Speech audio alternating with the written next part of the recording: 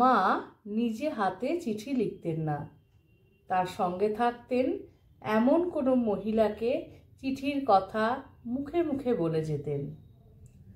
তার পত্রে অনুলেখিকা অবশ্য খুব নির্ভরযোগ্য।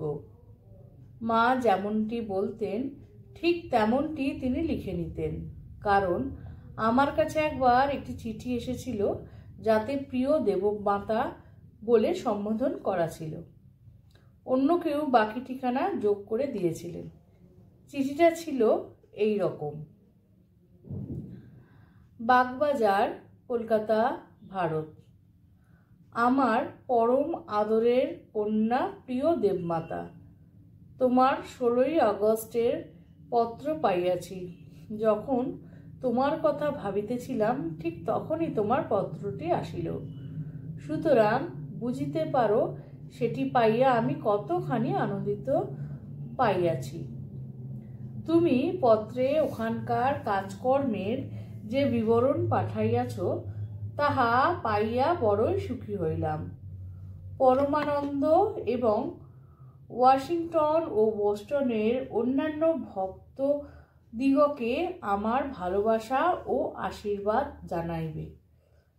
তুমি আবার সুস্থ হইয়া উঠিয়াছ এবং পরম উৎসাহে ঠাকুরের কাজ করিতেছ জানিয়া আমি আরো খুশি হইয়াছি। সত্যি এই সংবাদ পাইয়া আমি অত্যন্ত খুশি হইয়াছি।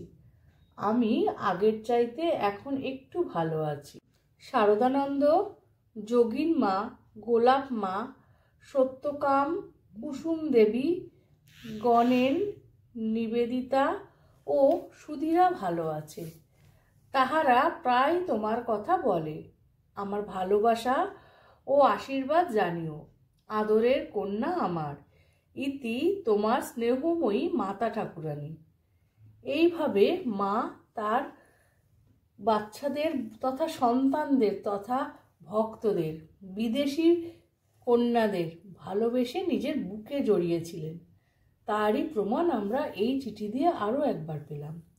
মা তো জগতের মা, বারে বারে তাই মার কাছে ফিরে যাওয়া, মার কথা বলা। কিভাবে আমাদের অন্যকে একদম অন্তর দিয়ে ভালোবাসতে হয় আর নিজের করে নিতে হয় তা মা শেখান, শিখিয়ে এসেছেন এবং এখনও এই বইগুলো আমাদের স্মরণ করিয়ে দেয় কিভাবে আমাদের মানুষের সাথে যোগাযোগ রাখতে হবে এবং মানুষের সাথে সুসম্পর্ক বজায় রাখতে হবে। ছোট্ট ভিডিওটি আশা করি খুব ভালো লেগেছে। ভালো লাগলে সঙ্গে থাকবেন আর খুব ভালো লাগলে বন্ধুদের মধ্যে শেয়ার করে দেবেন। শ্রী ঠাকুর, মা, স্বামীজি, আমার গুরু মহারাজ এবং অন্যান্য মহারাজের চরণে শত কোটি প্রণাম।